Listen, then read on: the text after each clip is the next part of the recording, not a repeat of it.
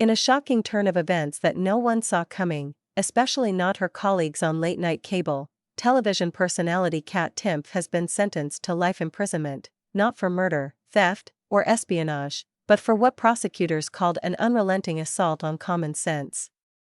The courtroom, packed with baffled spectators and confused libertarians, gasped as the judge read the sentence aloud. Timpf, known for her sarcastic wit, sharp libertarian takes, and permanently raised eyebrows, stood stoically as the verdict was delivered.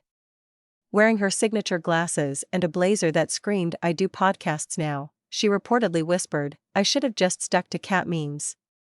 The case began after a secret bipartisan commission concluded that Timpf had, over the course of a decade, committed repeated thought crimes against the politically confused and displayed what the court called dangerous levels of satire without a license.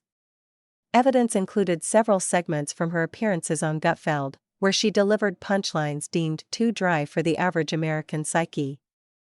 Though many assumed the trial was a stunt or some sort of advanced PR move, it became painfully real when Timpf's tweets were entered into evidence, especially the one from 2016 that read, "Everything is stupid and nothing matters, have a great day."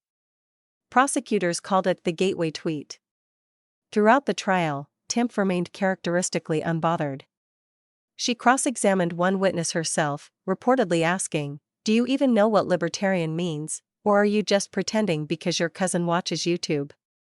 The witness, unable to answer, wept openly. Her defense lawyer, a man who moonlights as a philosophy professor and full-time cynic, tried to argue that Kat Timpf's words were clearly jokes and not to be taken seriously.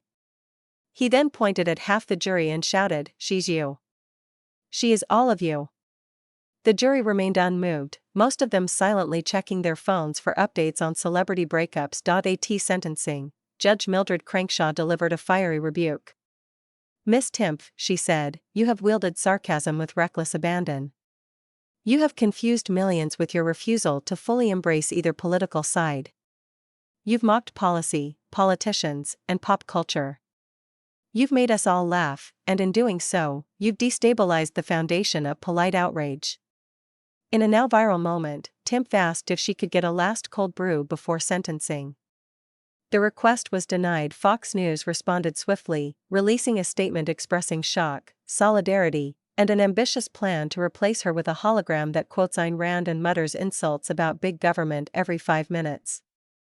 Greg Gutfeld, Timpf's longtime colleague, declared the sentence "the most absurd thing I've seen since CNN tried a town hall," and vowed to wear cat ears on air until she's released. Outside the courtroom, protesters gathered, some with signs that read "Free Cat," and others that simply said, "Wait, what did she do?"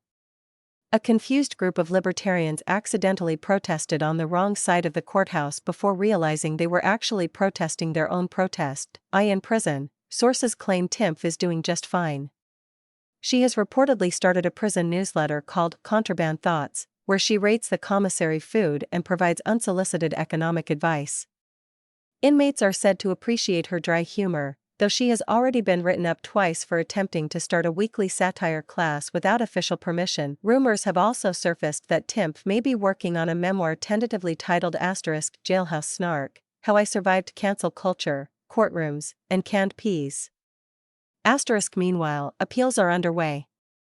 Her legal team, consisting of a law student, 2 stand-up comedians, and a retired guy who really loves the Constitution, believe they can get the sentence overturned by demonstrating that sarcasm is protected under the First Amendment, or, failing that, by proving everyone just took everything way too seriously. Until then, Kat Timpf remains behind bars, continuing to mock the system from within. Her final statement before being led away? "Honestly, it's kind of on brand.